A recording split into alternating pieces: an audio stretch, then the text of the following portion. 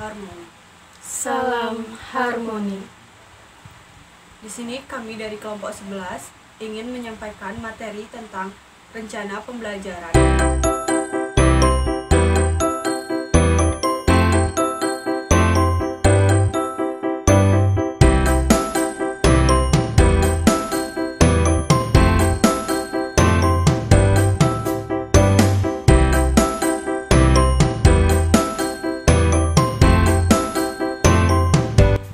Berdasarkan terminologinya, kata perencana pembelajaran terbagi menjadi dua kata, yaitu rencana dan pembelajaran.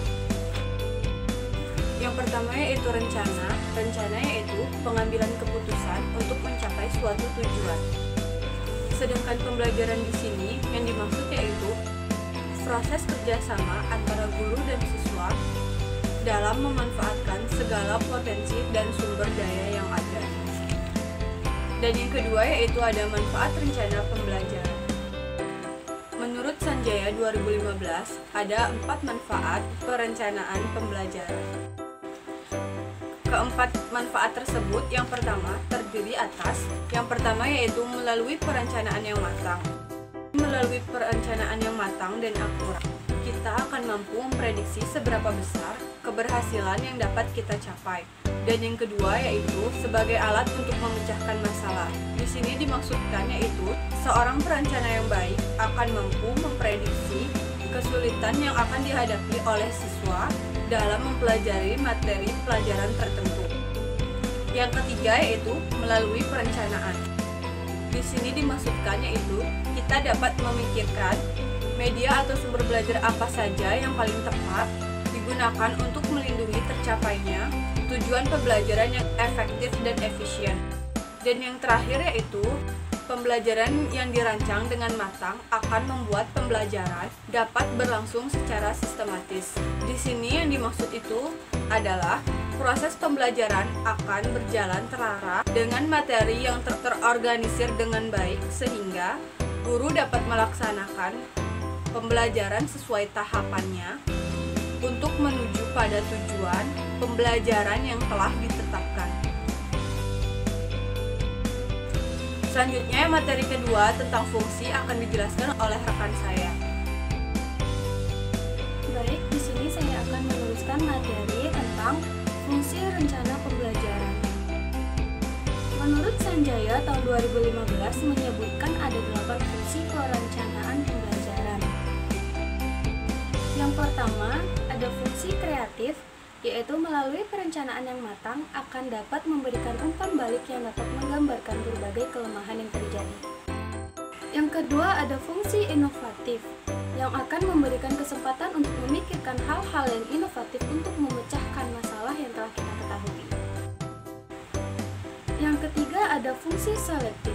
Melalui perencanaan, kita sebenarnya sudah melakukan proses selektif, baik itu dalam pemilihan tujuan pembelajaran, materi, strategi, dan media, serta sumber belajar yang tepat untuk mencapai pembelajaran yang efektif.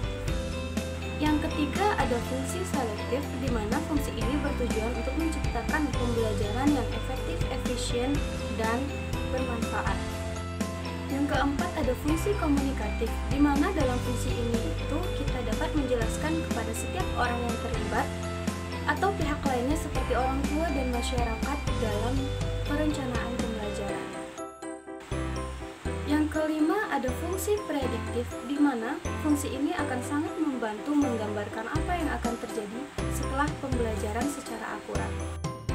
Yang keenam, ada fungsi akurasi, di mana guru akan terhindar dari kelebihan bahan pelajaran, waktu yang tersisa terlalu lama atau sedikit, serta pembelajaran yang tidak normal.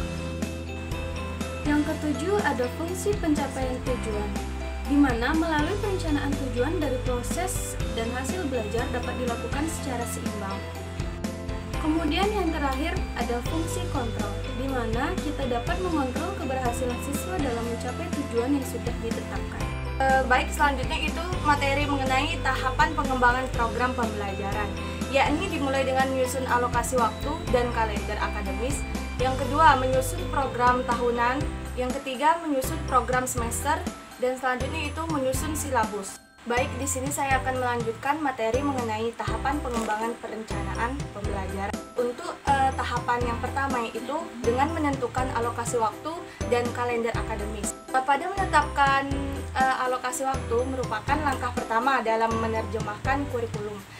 Pada dasarnya, menentukan alokasi waktu dan kalender akademis ini sangat dibutuhkan karena dalam pembelajaran hal tersebut jika tidak sesuai dengan waktu dan tanggal yang tepat, maka silabus akan terjadi hal-hal yang tidak memungkinkan.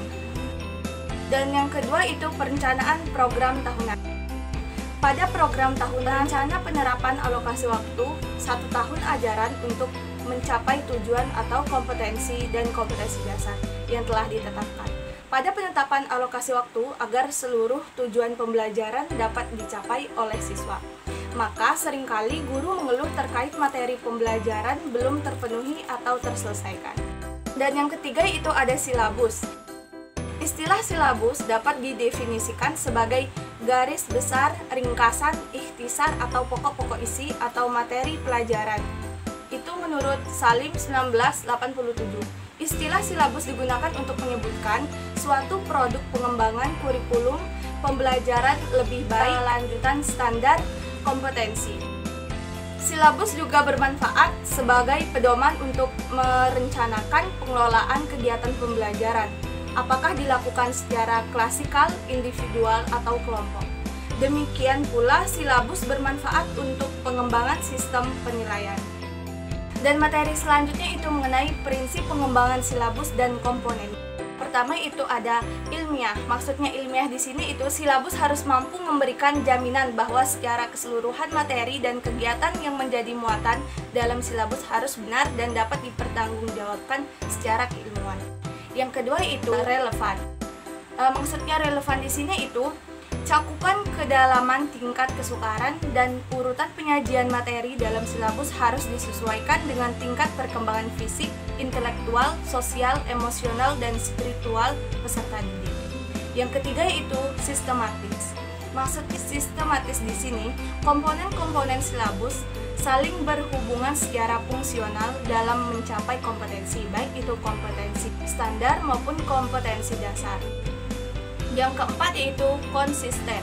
Maksudnya konsisten di sini itu pengembangan silabus harus konsisten dalam artian ajak atau taat asas antara kompetensi dasar, indikator, materi pelajaran, kegiatan pembelajaran, alokasi waktu, sumber belajar, serta teknik dan instrumen penilaian.